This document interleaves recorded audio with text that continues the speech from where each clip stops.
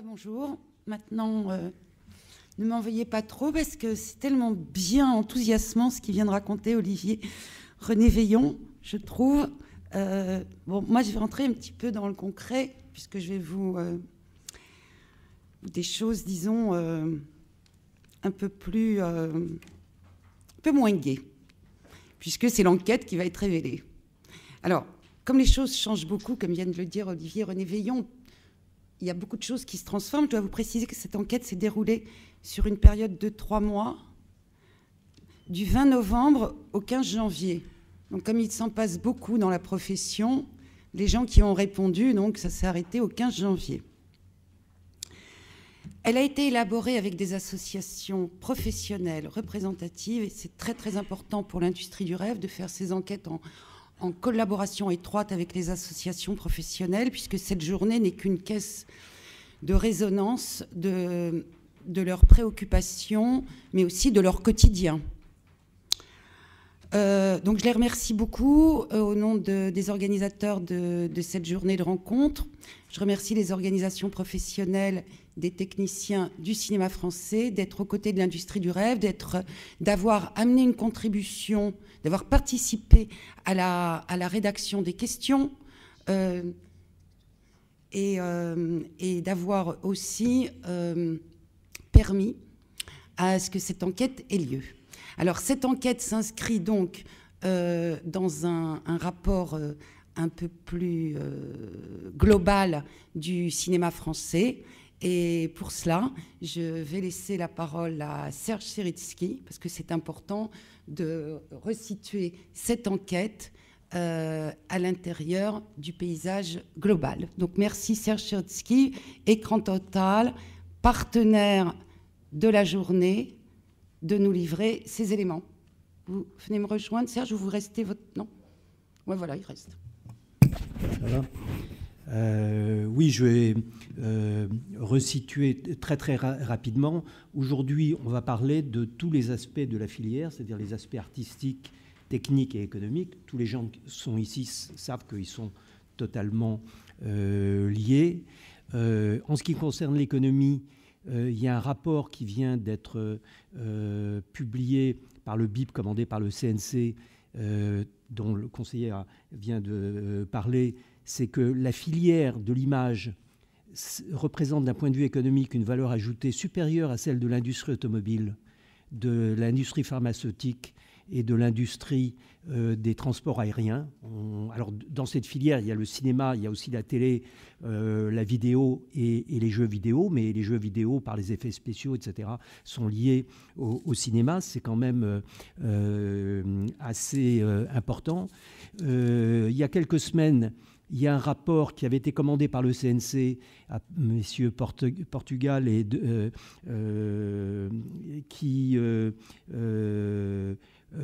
sur les industries techniques. Donc c'est la première fois qu'on reconnaît que les industries techniques, c'est-à-dire les prestataires, font partie de l'industrie du cinéma, sont un élément essentiel.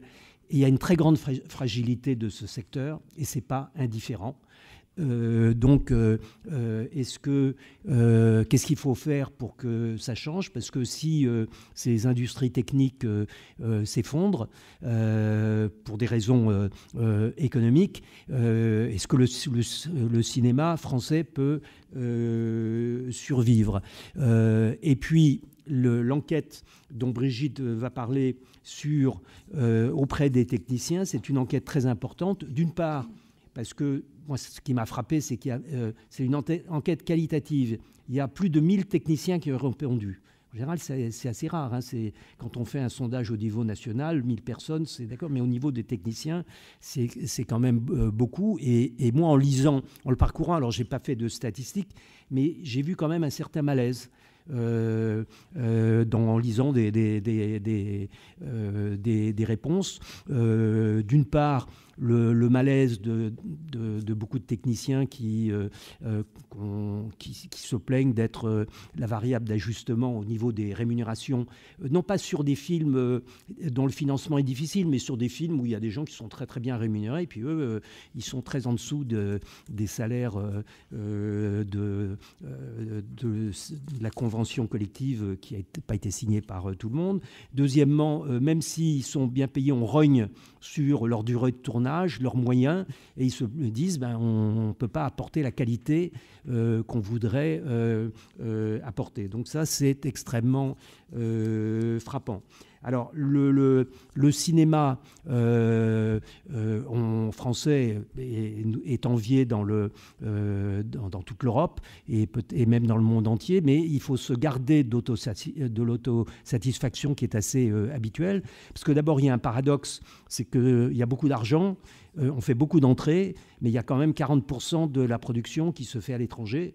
Donc ça, c'est quand même pas normal. Et est-ce que le crédit d'impôt va permettre de remédier à cette détérioration? Je vous annonce que les Luxembourgeois et les Belges sont en train de préparer des mesures qui feront qu'ils vont garder quand même cette production. Et les Anglais sont en train de travailler pour le rétablissement de mesures qui vont attirer les tournages. Donc ça, c'est un élément important.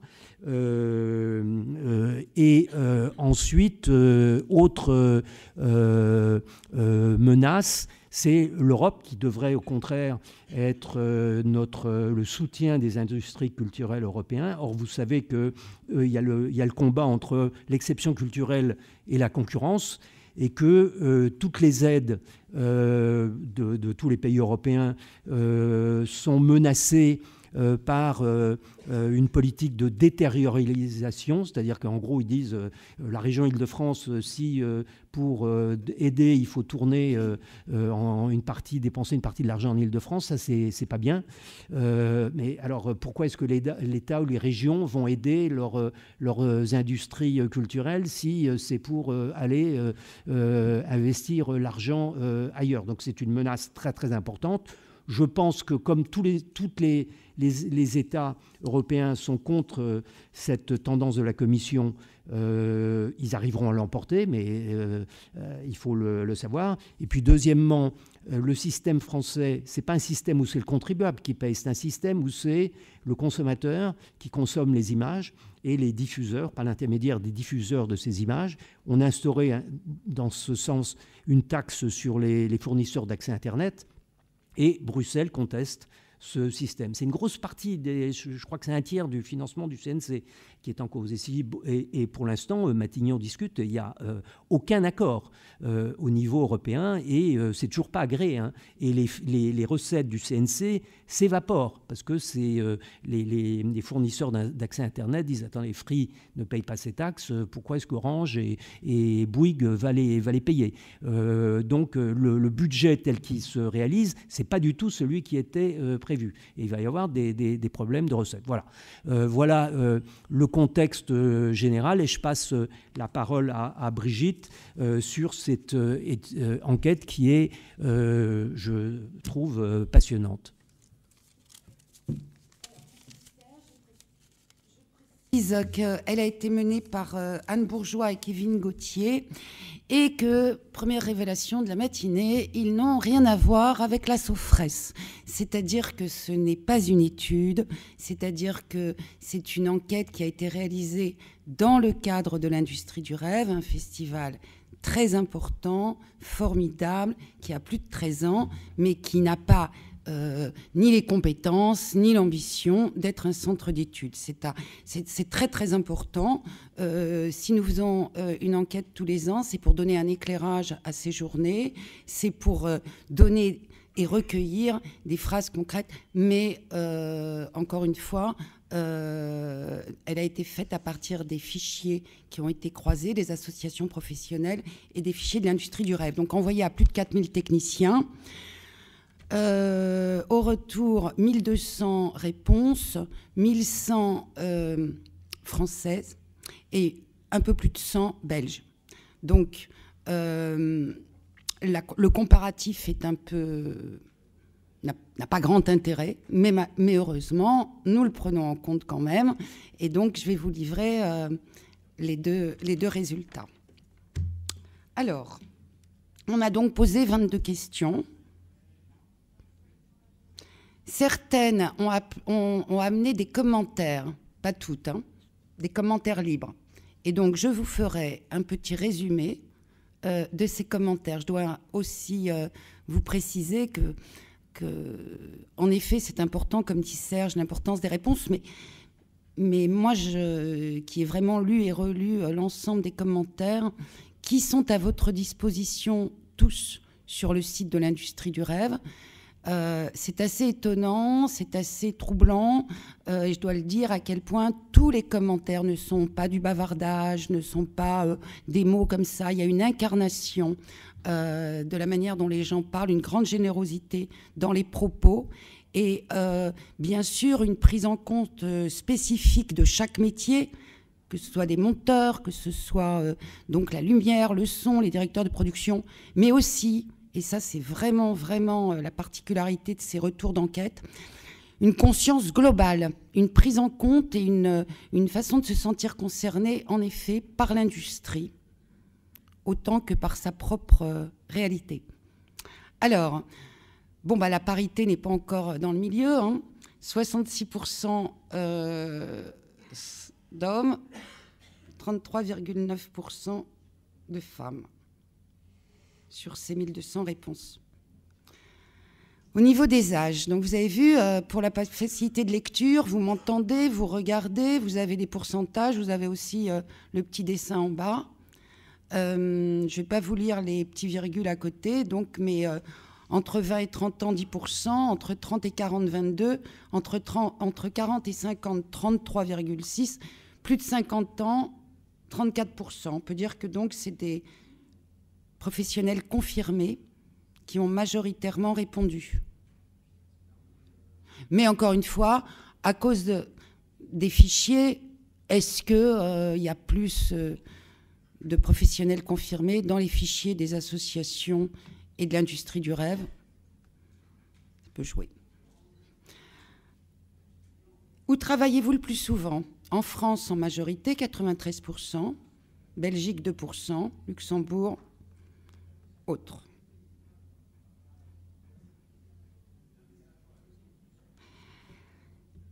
Alors, comme vous voyez, tous les secteurs d'activité sont à peu près représentés, hein. Lumière, 15%, montage, 14,6%, son, 10,7%, décor, 15,6%, directeur de production, 7,5%.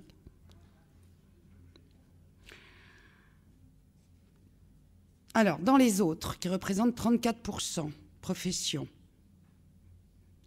ça se répartit donc entre accessoiristes, comédiens, assistants réalisateurs, les cadres à 17%, les costumiers à 14%,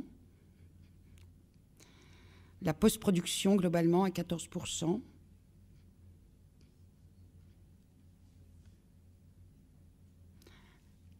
Cette enquête vous sera remise à chaque participant en fin de matinée et encore une fois sur le site de l'Industrie du Rêve. Donc si vous n'avez pas envie de prendre des notes, vous embêtez pas. Êtes-vous chef de poste? Majorité, donc 75,6% ont répondu, sont chefs de poste.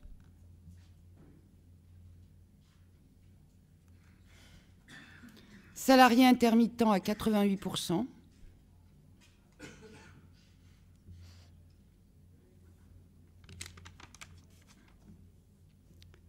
Majoritairement, ils exercent le métier dans le cinéma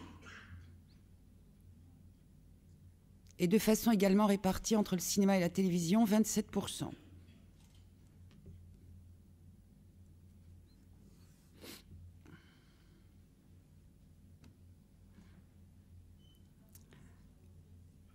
Alors la question, voilà, c'était un peu sur l'employabilité. À quand remonte le dernier film sur lequel vous avez exercé votre métier? 74% moins de 6 mois, 11% entre 6 et 12 mois, plus de 12 mois, 14,7%.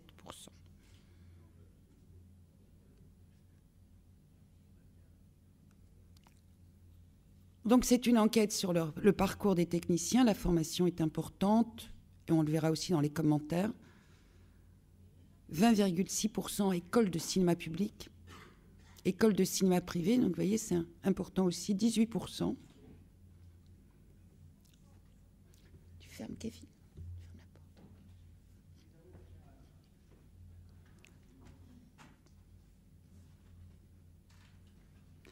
Parmi les 33% catégorisés autres, une bonne majorité de techniciens ont indiqué avoir été autodidactes et formés sur le tas, intégrer le métier après plusieurs stages ou assistanats. Pour les décorateurs, donc on a noté que les beaux-arts, les écoles d'architecture étaient très importantes dans la formation. Ah, les idées reçues sur les Français qui ne parlent pas l'anglais. 66,9% se déclarent bilingues anglais. 12,7% des techniciens français ont également indiqué une autre langue parlée couramment, avec en tête l'espagnol, suivi par l'italien et l'allemand, qui représentent à elles près de 96% des réponses.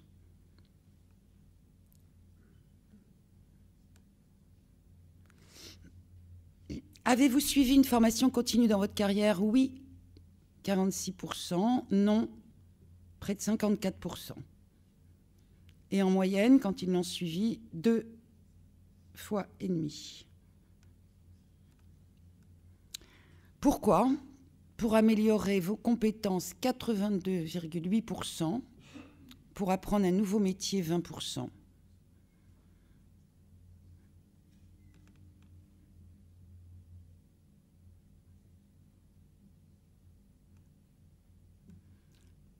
Alors, cela a-t-il eu des conséquences sur votre carrière?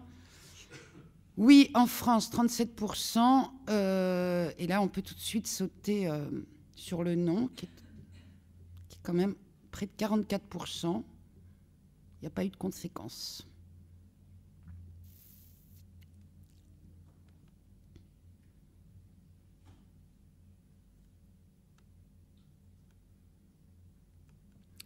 Considérez-vous que les techniciens français, belges et luxembourgeois ont le même niveau de formation et de compétences? Oui, 32,4%. Non, 15,3%. Et une majorité quand même de sans opinion.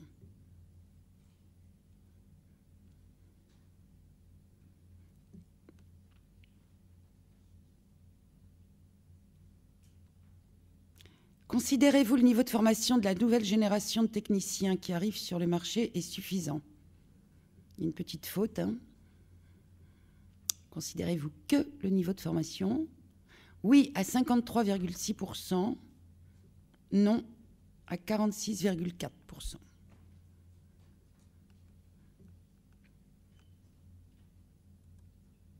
Estimez-vous que vous avez le temps et les moyens nécessaires pour assurer la transmission de vos savoirs à la nouvelle génération de techniciens? Grande majorité de non à 64,4%.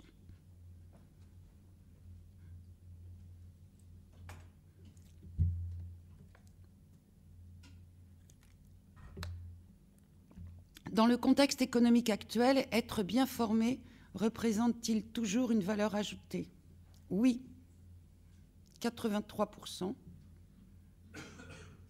Non, 17%.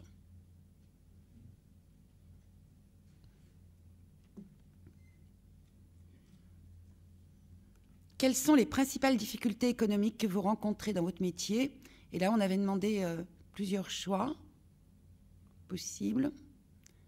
Donc la non-reconnaissance des compétences est arrivée à 54,6%, avec en plus, encore plus, la concurrence salariale, 57,6%, mais aussi la disparité des dispositifs fiscaux européens, 45,5%, autres, 25%.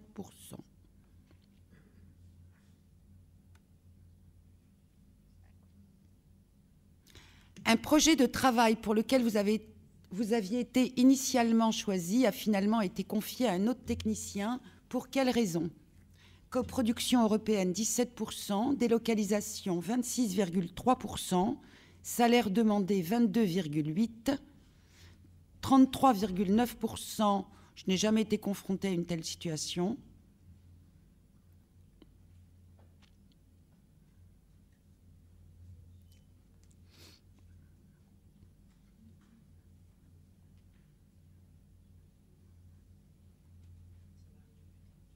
Et enfin, existe-t-il une French Touch dans votre métier? Réponse oui à presque 68%, non 32%.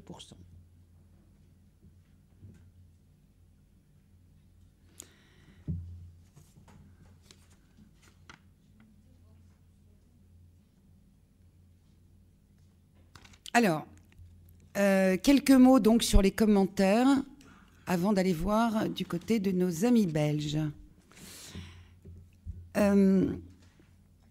Alors, pas mal de questions, dans pas mal de réponses, les commentaires s'attachaient à souligner la spécificité du métier. Donc je vous engage vraiment à les lire, parce que les problématiques du son direct, par exemple, hein, sont particulièrement expliquées, commentées dans les réponses. Mais il y a aussi la transmission du savoir. On peut dire que les monteurs sont très, très concernés, peut-être un peu plus que les autres. Bon. Je vous invite à aller regarder précisément sur le site de l'Industrie du Rêve. Nous nous sommes attachés pour cette petite synthèse de voir précisément ce qui fait un peu consensus dans les réponses entre les différents métiers.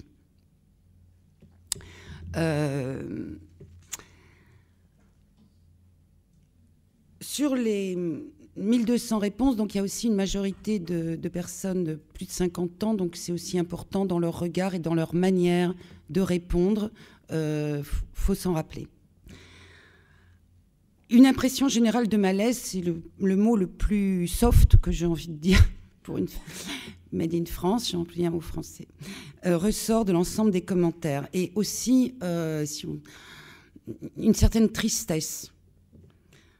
Un pessimisme même, devant une situation qui, sans être nouvelle, hein, on le sait tous ici, on a vraiment l'impression que les gens qui répondent ont l'impression que ça se dégrade et ils n'ont pas beaucoup d'espoir sur la manière dont ça pourrait s'arranger.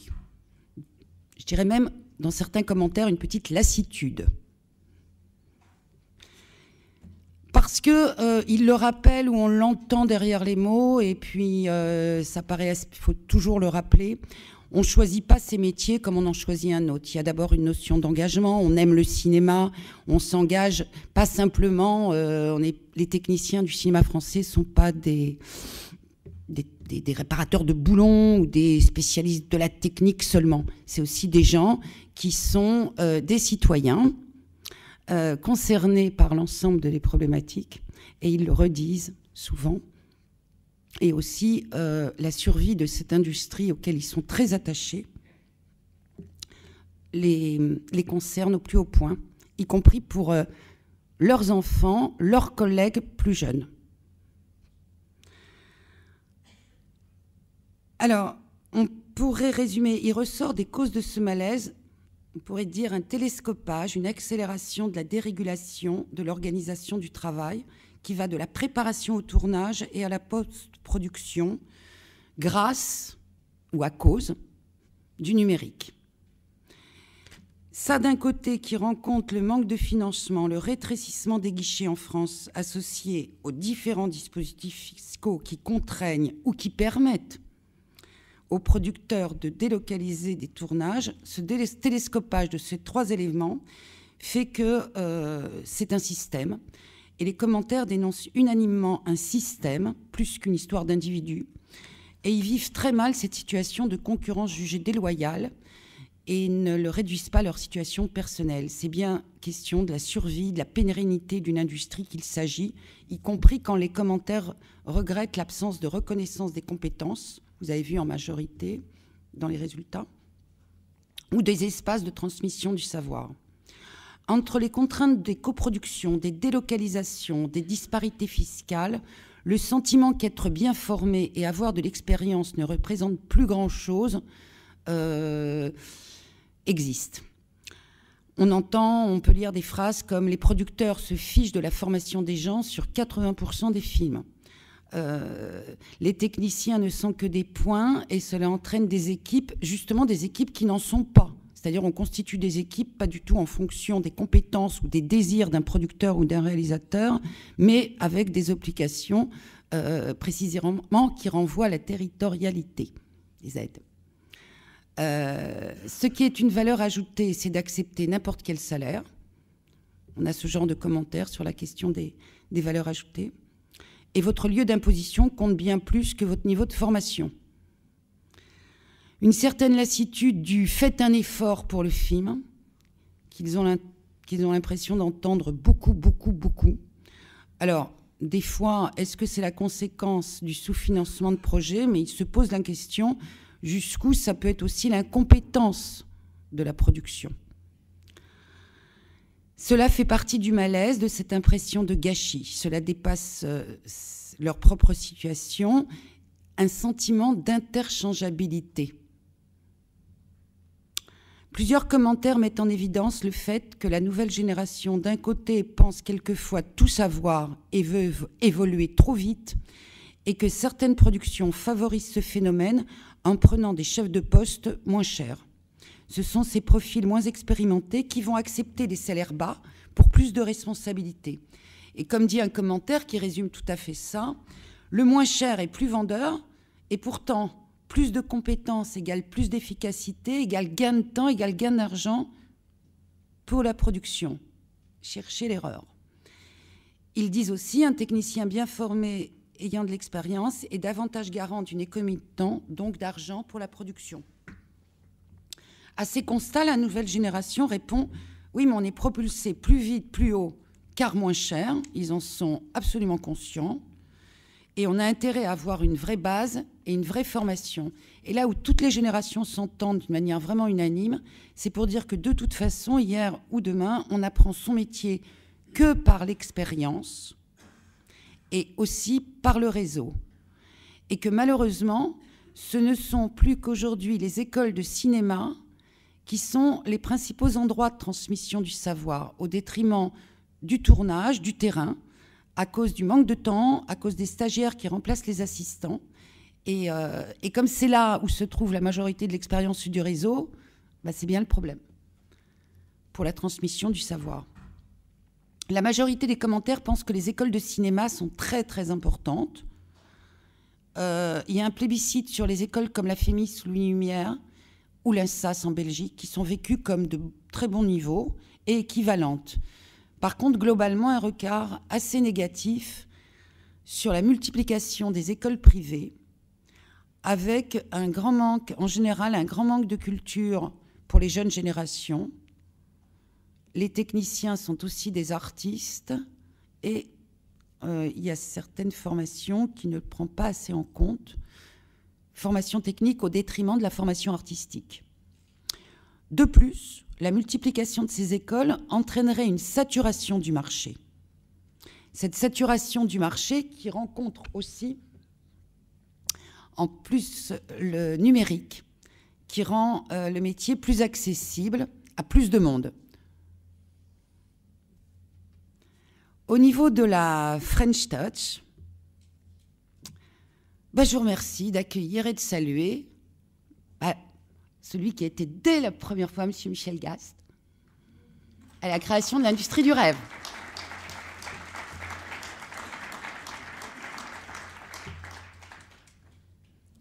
Au niveau de la French Touch, pour les 2/3 des sondés, la réponse est affirmative.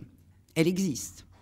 Adaptabilité, polyvalence, souplesse et cinéphilie sont les qualificatifs qui reviennent le plus souvent.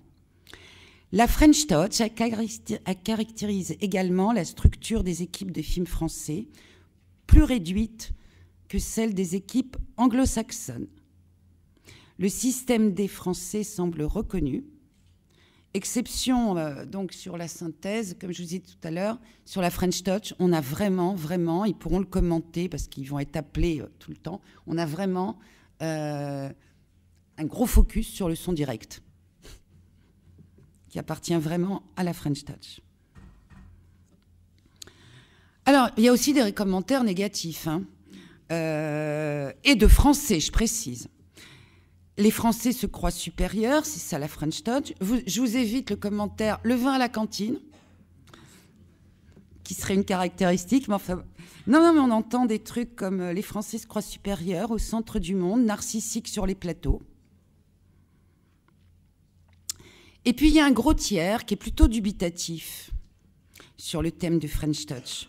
Surtout par rapport justement à la Belgique, parce que plusieurs années, disent-ils, de délocalisation ou de collaboration, de coproduction, ont influencé ces deux pays et les techniciens sont devenus des collègues. Alors, avec une certaine ironie, on a un commentaire qui dit « Après avoir formé pendant des années des équipes locales, visiblement, aujourd'hui, nous ne sommes plus indispensables. » Ils pensent que ceux qui sont un peu dubitatifs, ils pensent aussi que ça ne dépend pas du pays, mais de la personnalité du technicien. Parce qu'avec... mais qu'en même temps, avec les différentes évolutions citées précédemment depuis le début de ces commentaires, justement, la personnalité du technicien si importante, elle tend à disparaître. Sur les relations avec les pays voisins, il y a une unanimité, alors vraiment unanimité, d'incompréhension quant à la justice, à la justesse des mécanismes d'aide et des inégalités de traitement, des situations qui paraissent aberrantes. Et ils ne le situent pas qu'en termes d'employabilité. C'est aussi en tant qu'Européens qu'ils se sentent concernés et qu'ils souffrent de cette mise en concurrence frontale et délétère. Les délocalisations sont un danger qui revient souvent en raison des disparités fiscales. Parfois, des commentaires jugent même ce phénomène comme un inquiétant détournement de l'argent public, l'avance sur recette ou l'argent des régions réinjecté dans les tournages à l'étranger. Et on entend des choses comme quand se rendront-ils compte qu'il en va de la vie d'une industrie ? C'est une question posée résume l'esprit de beaucoup de commentaires sur le fait que le système français ne protège pas assez ses propres techniciens. Un technicien belge peut venir faire un tournage en France, mais pas inversement, n'est-ce pas? Donc c'est une question posée. Ou bien encore, ce sont les dates des techniciens luxembourgeois qui déterminent les tournages. Certains observent que les techniciens français et belges ont le même niveau quand ils sont bien formés, mais au vu de la multiplication des tournages en Belgique, des techniciens peu expérimentés se retrouvent parfois projetés chefs de poste par pénurie de bons techniciens. Il est souligné le phénomène de fuite de certains techniciens à l'étranger, français, afin d'avoir du travail toute l'année. Et qu'enfin, outre l'harmonisation fiscale européenne, appelée majoritairement, certains posent même la question à quand une convention collective européenne ?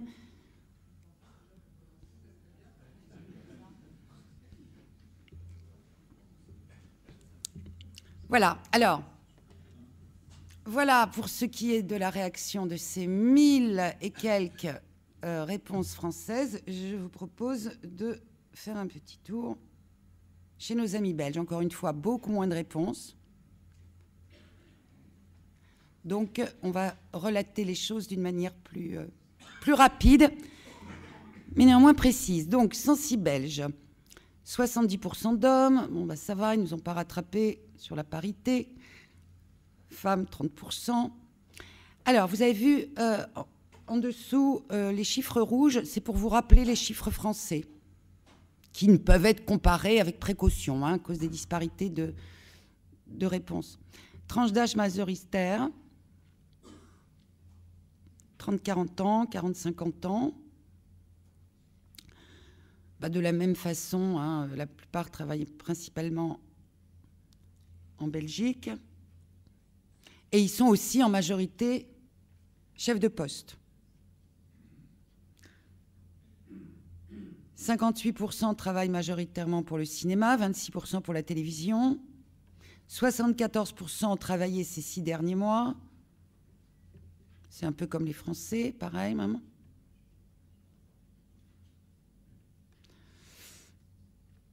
Voilà vraiment tout ce qui fait accord. Pareil, 88% pensent qu'être bien formé reste toujours une valeur ajoutée.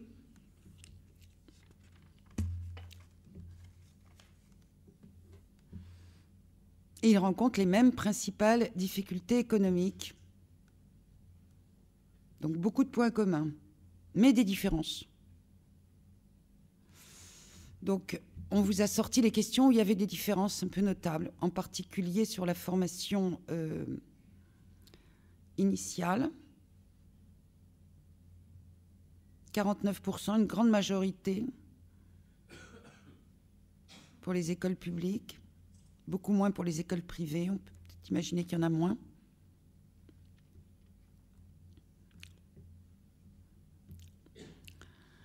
Alors, bon, il y a la petite différence qu'ils pensent un peu plus que le niveau de formation et de compétences est égal entre les Belges, les Luxembourgeois et les Français, puisqu'ils sont près de la moitié à le penser.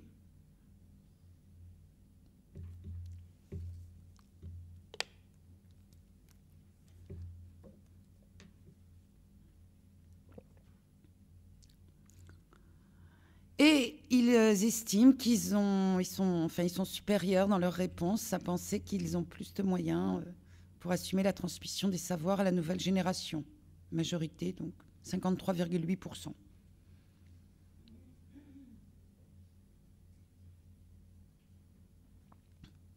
Un projet de travail pour lequel vous aviez été initialement choisi a finalement été confié à un autre technicien. Les coproductions européennes à 35,8%. Délocalisation 14%. Salaire demandé 23,6%. Et ils ont été 26% à ne pas avoir été confrontés à cette situation. Et ils pensent en majorité qu'il n'existe pas de French Touch dans leur métier. Mais enfin bon, il y en a quand même 29% qui le pensent. Alors, petite synthèse de leurs commentaires, qui ont été aussi nombreux, aussi incarnés, aussi généreux que leurs collègues français, mais moins nombreux. Et en fait, on retrouve beaucoup de points communs dans les commentaires, y compris dans les propos, dans les ressentis, dans la manière d'aborder les choses. Ainsi, à propos des principales difficultés économiques, plusieurs techniciens belges dénoncent eux aussi le contexte européen difficile et déloyal pour les techniciens. Même s'ils sont donc, comparés aux Français, moitié moins à avoir choisi comme réponse la disparité des dispositifs fiscaux, on peut lire des commentaires dénonçant les coproductions où tous les chefs de poste sont français, ou bien encore à l'encontre de l'organisme de soutien du cinéma wallon ou à l'image. Nous avons néanmoins observé un grand écart entre les réponses françaises et belges sur la question concernant la French Touch. Nombreux sont ceux qui rétorquent en commentaire libre qu'il y a également une Belgian Touch. D'autres ont effectivement remarqué une French Touch assez négative qui se traduirait par une attitude arrogante chez les techniciens français. Et certains commentaires pointent notamment du doigt la hiérarchie des équipes françaises, bien moins souple qu'en Belgique. Enfin, on pourra retenir plusieurs techniciens indiquant qu'ils ne ressentent pas cette French Touch en tant que Belges, car, exactement de la même façon que leurs collègues français, ils partagent les mêmes méthodes de travail et ils pensent, comme eux, qu'une pratique de coproduction qui date de plusieurs décennies a fait que on travaille ensemble et de la même façon, de plus en plus. Dans les commentaires libres, on retrouve particulièrement un sentiment de grande difficulté pour le secteur des techniciens belges. Ils dénoncent aussi des délocalisations qui apportent certes des films étrangers sur leur territoire, mais avec des chefs de poste déjà choisis et au complet. Ainsi, et je terminerai par ce commentaire d'une chef opératrice bruxelloise, le tax shelter profite bien plus à l'industrie qu'à la cinématographie belge. Voilà, merci de votre attention. Encore une fois, ce n'est qu'un éclairage. Maintenant, tout commence avec les vrais témoignages des vrais gens qui vont se succéder toute la journée. Je remercie beaucoup. On a fait très attention à donner beaucoup de place dans le timing aux questions de la salle. Donc, ce colloque et ces réflexions vous appartiennent, tous ici, derrière la table, mais devant. Donc, il y aura un long temps laissé à vos réflexions. Le système, on donnera en premier lieu la parole aux personnes des premiers rangs qui sont les représentants des associations professionnelles qui réagiront donc tout au long de la journée. Donc, on va essayer de s'écouter tous. Au niveau de la prise de micro, je vous propose la petite mise en scène suivante. On lève le doigt et quand on est remarqué, on appuie sur le micro. En gros, autrement, ça ne marchera pas parce qu'il n'y a que les micros ouverts, puis on s'adaptera. Voilà, les 3 tables, donc, vous avez pris connaissance. Je crois que je vous ai tout dit, que l'enquête vous est donnée en fin de matinée et qu'enfin, on est tous dans le même bateau. Donc, je nous souhaite à tous une bonne journée et j'ai le plaisir de vous retrouver pour vous présenter la dernière table ronde sur l'Europe. Merci.